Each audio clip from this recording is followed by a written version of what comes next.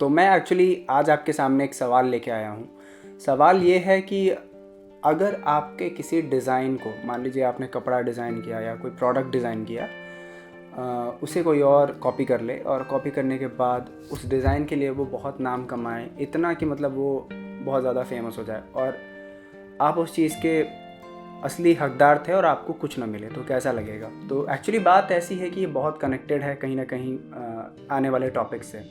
आज 18 अप्रैल है 2020। आज वर्ल्ड हेरिटेज डे है, यानी कि विश्व धरोहर दिवस। हमारे पास भी एक धरोहर है और जो मैंने पिछला एग्जाम्पल दिया था वो एक्चुअली उसी के लिए था। बिहार में एक किला है जिसका नाम रोहतासगढ़ फोर्ट है, और एक और वैसा ही किला है जो पाकिस्तान में है जिसका नाम रोहतास किला है। लेकिन पॉइंट है कि आज के समय में पाकिस्तान स्थित वो किला, जो एक तरीके से कहा जा सकता है कि वो रोहतास किला जो बिहार में है उसका कॉपी है, वो एक यूनेस्को वर्ल्ड हेरिटेज साइट है। और जो एक तरीके से हम कह सकते हैं कि जो उससे पहले से है और एक तरीके से हम कह सकते हैं ओरिजिनल है, उसकी हालत ये है कि आए दिन कुछ ना कुछ यानी दीवार हो चाहे कुछ भी हो, वो गिर जाता है। विश्वास ना हो तो आप खुद देख लें।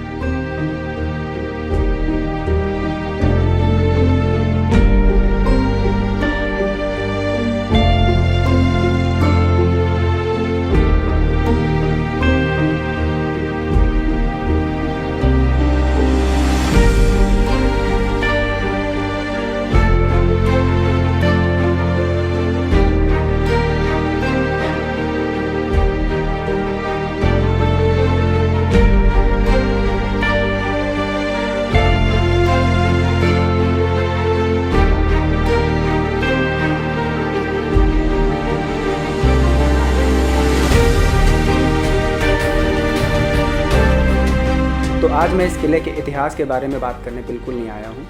एक्चुअली अगर मैं इतिहास की बात करने जाऊँ तो शायद उसके लिए एक अलग एपिसोड लाना ज़्यादा सही होगा, क्योंकि इस किले का इतिहास इतना ज़्यादा बड़ा है कि उसे एक छोटे से वीडियो में समेटना नामुमकिन के बराबर है।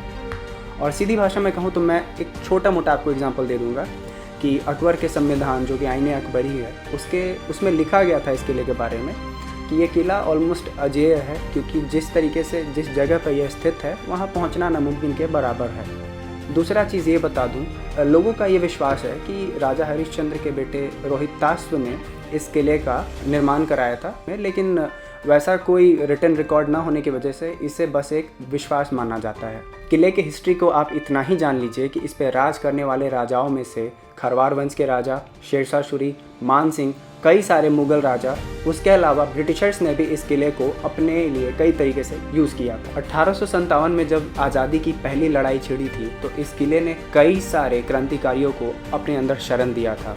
मैं ये सारी बातें इसलिए कर रहा हूँ क्योंकि जिस दौर में ये दुनिया पर्यटन की ओर बढ़ रहा है, वहीं ये किला प्रतिदिन मर रहा है। प्रकृति की खूबसूरती से घिरा ये किला न जाने अपने अंदर कितने सारे पर्यटन के संभावनाओं को समेट रखा है। तो आज वर्ल्ड हेरिटेज डे है और मुझे लगा कि आज से अच्छा दिन कुछ नहीं हो सकता लोगों को अपने हेरिटेज के बारे में जागरूक करने का और बताने का कि हमारे पास ऐसी चीज़ें हैं जो शायद आपने कभी न देखा न सुना। तो कोई बात नहीं, समय के साथ हम दिखाते रहेंगे और बताते रहेंगे। तब तक के लिए happy world heritage day to all. Good bye, मिलते हैं अगले वीडियो में।